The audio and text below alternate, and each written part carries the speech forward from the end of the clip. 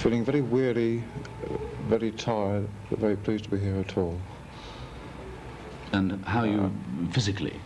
Well, one arm is very stiff and has got very little feeling in it, but the rest of me, apart from bruises, feels pretty good, thank you. Well, what were your thoughts at first when you realised that you were jammed and you just couldn't move at all?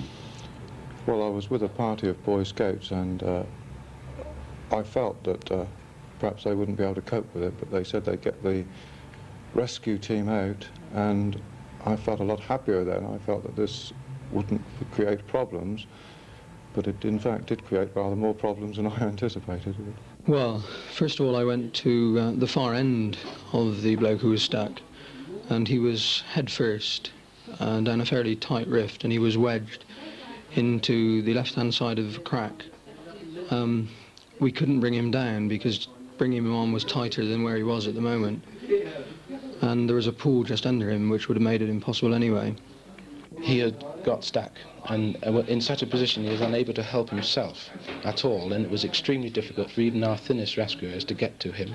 They were able to get either side of him because there was an alternative way which they could get to him from the rear and from in front, but they were unable to offer him assistance at all in the first instance, and from literally 2 o'clock this afternoon until well, nearly 9 o'clock this evening, we were unable to move him at all.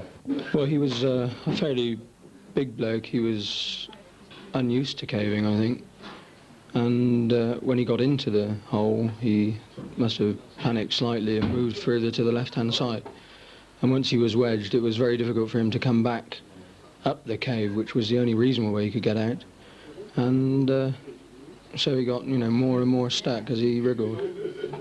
Well, we tried all sorts of techniques. First we tried using inflatable tyres and lilos, which we tried to lift him up of the narrow crack into which he got wedged. This didn't prove very effective.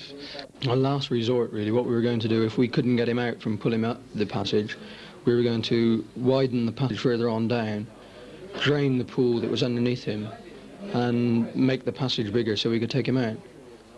Well, I understand it was his first trip underground, and to which he was, I'm afraid, very ill-clad for the sort of weather conditions which we had. And to get himself in the position which he did was clearly the mark of someone with inexperience. Yes, it was very regretful. Because it was the first time you'd ever been down a pothole, wasn't it? It was indeed, and the last. And on reflection, don't you think it might have been a rather foolhardy thing to do? Well, I did think that it was covered and that the precautions were taken were correct, but I think in fact the hole was not suitable for me. Perhaps I should have tackled one that was a bit easier to start with.